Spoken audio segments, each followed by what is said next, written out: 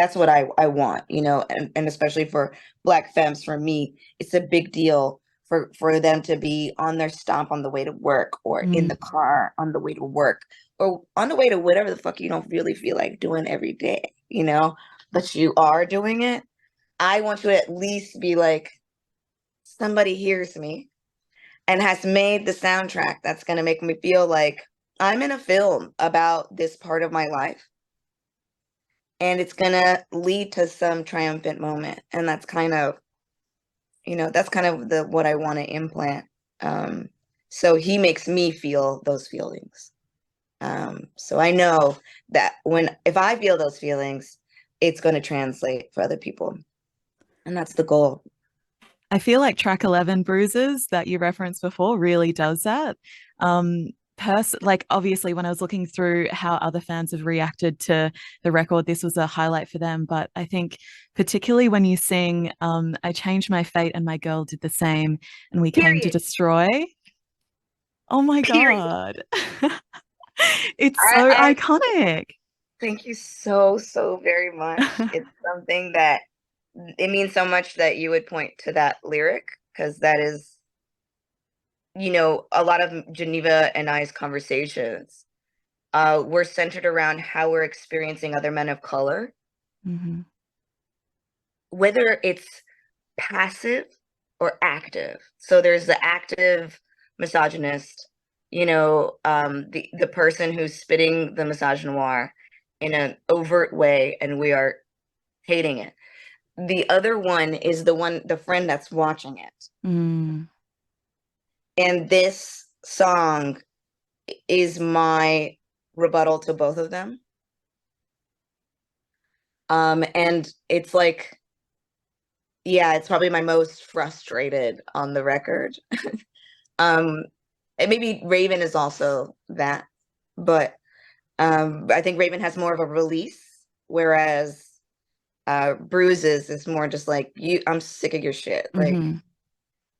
you getting on my damn nerves, you know?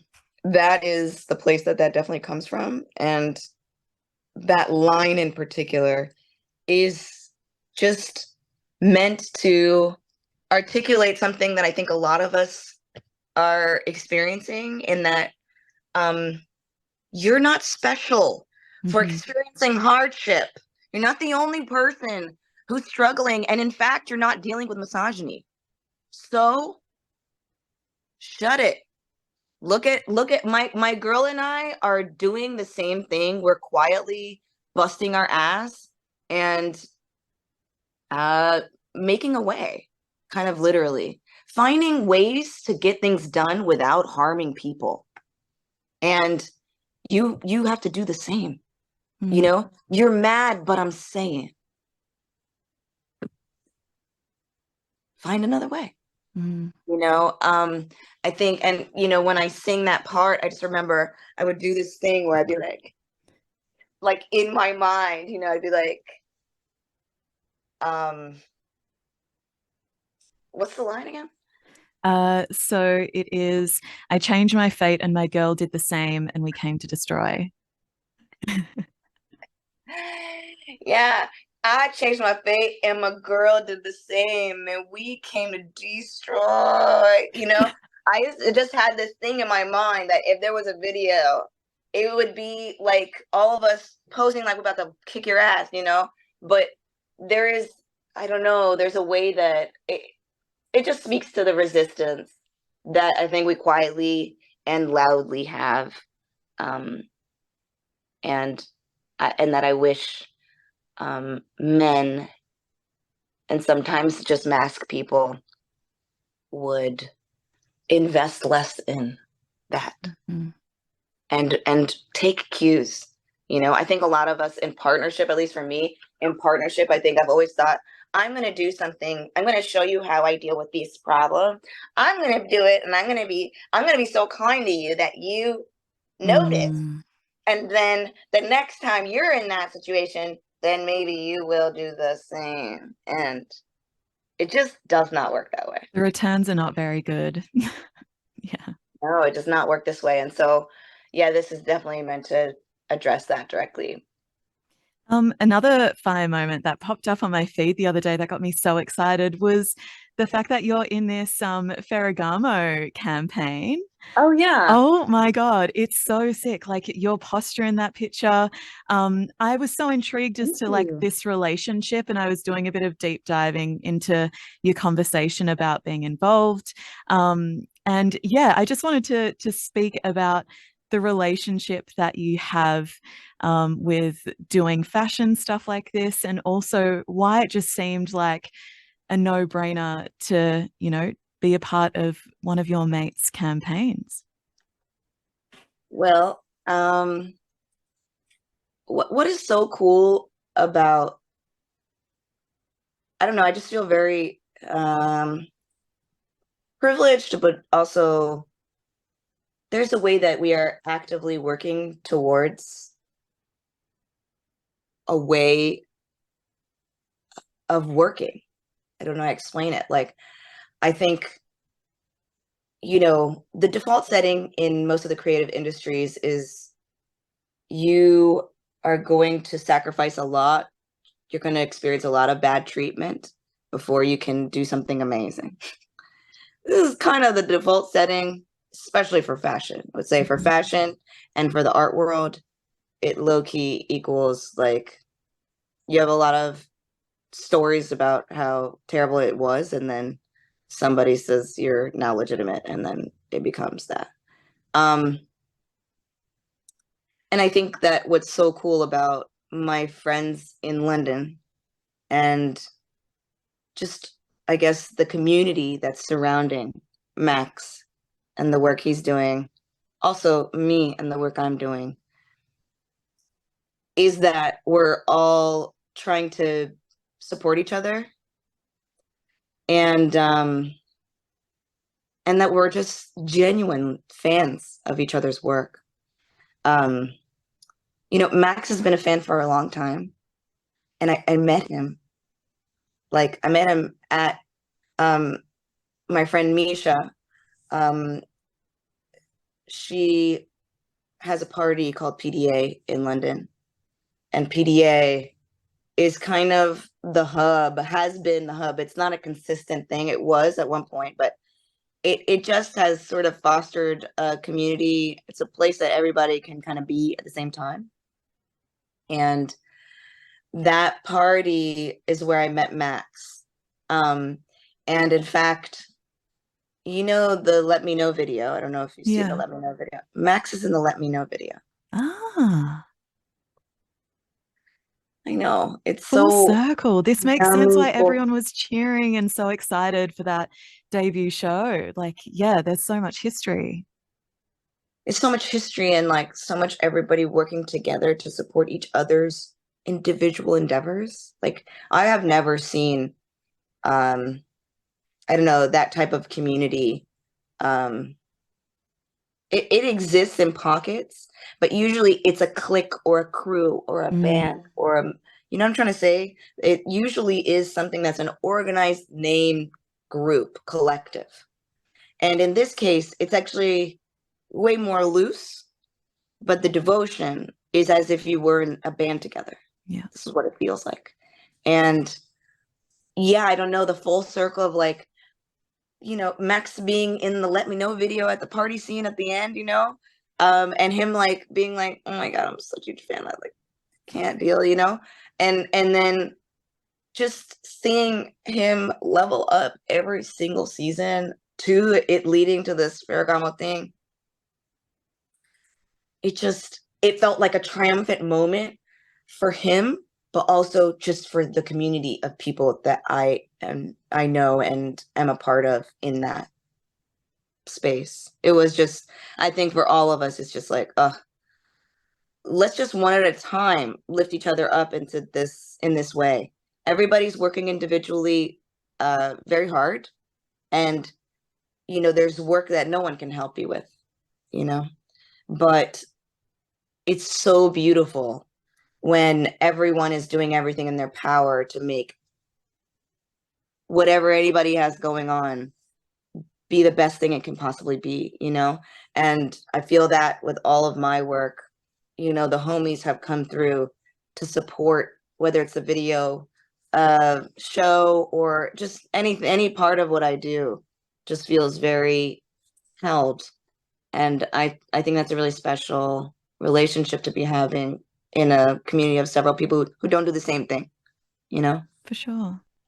Obviously, you're about to finish this Raven tour. So, what's your plan after that? Like, no pressure, of course, because we're more than happy to wait for more music. But what are you going to spend your time doing once you finish up? Um, I am working on this remix project, and it has me extremely excited because yeah, everyone came through with hot fire. So that's what I'm working on at the moment. Um, and then what else after that? Um, I've also already started working on the next record Ah,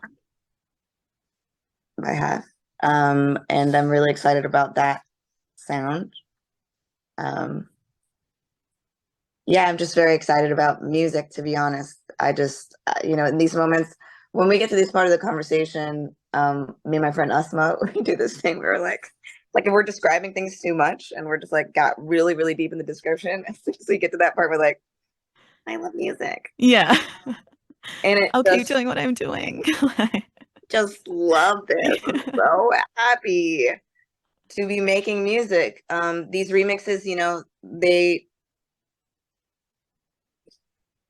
it's such a special experience to be. I feel like not a lot of vocalists are obsessed with this in the way that I am. I'm obsessed. Like I think it's fair to say that I'm obsessed because I can't get enough of a flip. Like I love a flip. And maybe it's the jazz girl in me. There's just a way that I never want to hear that shit the same way. I kind of just it's like a dance music interpretation of what I have always experienced in jazz. It's kind of like treating my songs like standards. It's kind of how I think about it. Um, and just trying to compose something that I'd want to play on piano, want to take it to guitar, want it to be just a bass line only. Like, these are all things that just excite me. And this remix project feels like, yeah, it's dance music, but just such a range. And I think also hearing my vocals reinterpreted, just it's a high that I can't describe. It's like nothing else. And so it has me very pumped. And I think the other thing that I know I'm working on right now is features. Oh, Yeah, I'm doing some features that are also very exciting. And there's some cultural lines that I think are very important for me to draw. And I'm excited for like real fans to be able to get into is all of this the intersections. like a reference to maybe doing something linked with Ethiopian musicians? No, actually. Ah, This is I just mean to say when I say culturally, I mean within the world of music that I'm already operating in. okay. I think that there are lines that will be very gratifying for some people to see. They're like, yes, yes, you should be on that, period.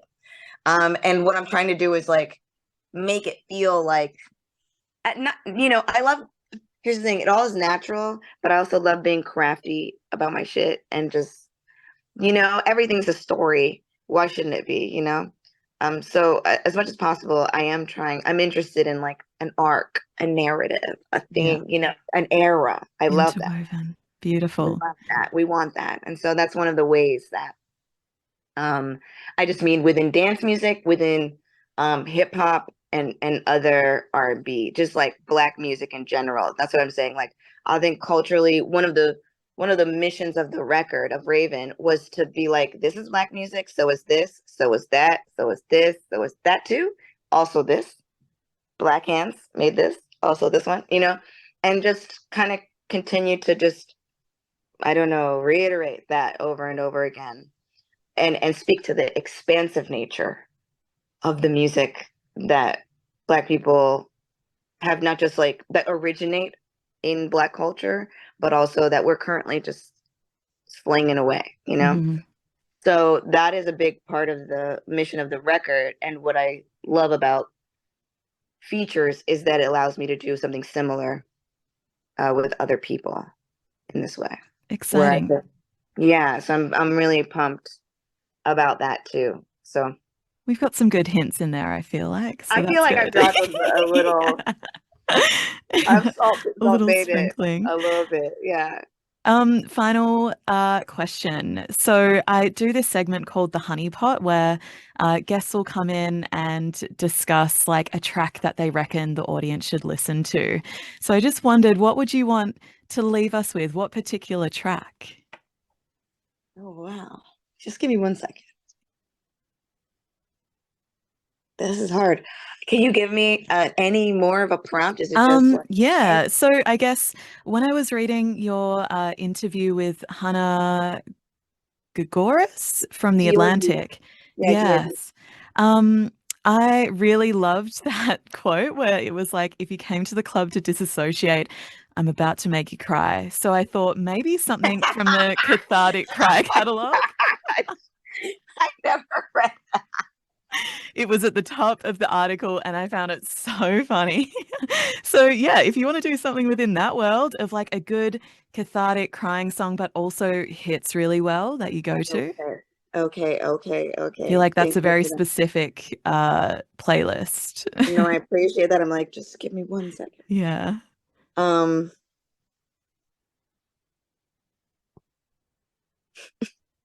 that's a really funny quote. it's great. That whole article's so beautifully done. Thank you so much. She's so brilliant. I was such a great, I could not stop talking to her. She's just so on it. And I think, yeah, her politic and the background of us both being Awisha really just was so cathartic. The Um, warmth she carried into that article was like when she was speaking about how you were yeah, eating food together and you were both really hungry and keen for it. It was just like more recently because my mum's from Sierra Leone, like West African, so I've just been craving like jollof rice, so I'll just go in and like get the auntie to like dish me up some jollof rice and some chicken, and it's just there's something about that that I've never tapped into before as like a connection to my mum who lives on the other side of the country. So yeah, it was like a nice warm read.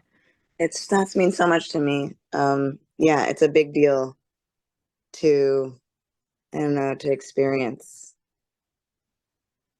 food and Mhm. home that way. It's really cool when you can share it with somebody who's kind of feels outside of that Yeah. context. I'm saying, Lord have mercy. This damn song, when Misha played it for me. Who's Misha? Oh, Misha is also one of my best friends. She's another person that is like, she's the reason for the season. If I'm being real. She's Mhm. like a huge influence. She was my creative director for a long time and my stylist for a long time.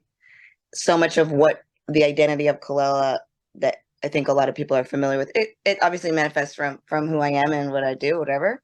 But she played such a huge role in how I understand my she's just added so much and has showed me a way, not just a taste and style, but like a way of being that I think is healthy when you have a lot of taste and style, Mhm. where you're just like light with it and it's not that deep, and just throw it together. It's not that deep, and it's like every time she's that person. So when I like, really need to know, is this cool or is it not cool?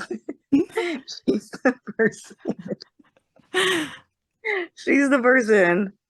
But yeah, she put me onto this track, and I think for all of us, it's like I never played it for anybody on anything or put it on my story without everybody like ID, ID, ID. Yeah.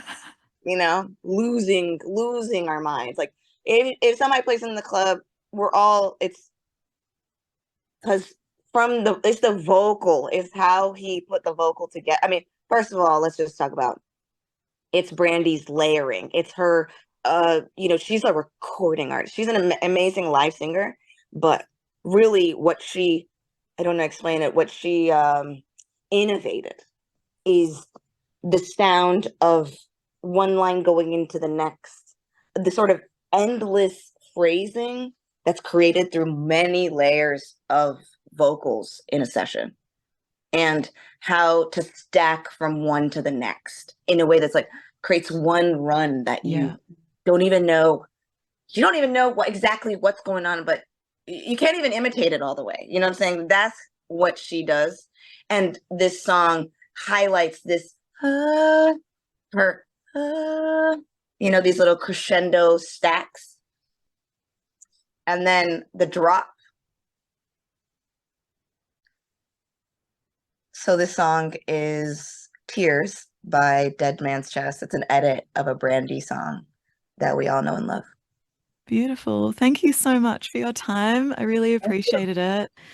Really And appreciate your thank patience. you Thank you again. after the 5 a.m. touchdown. That is epic.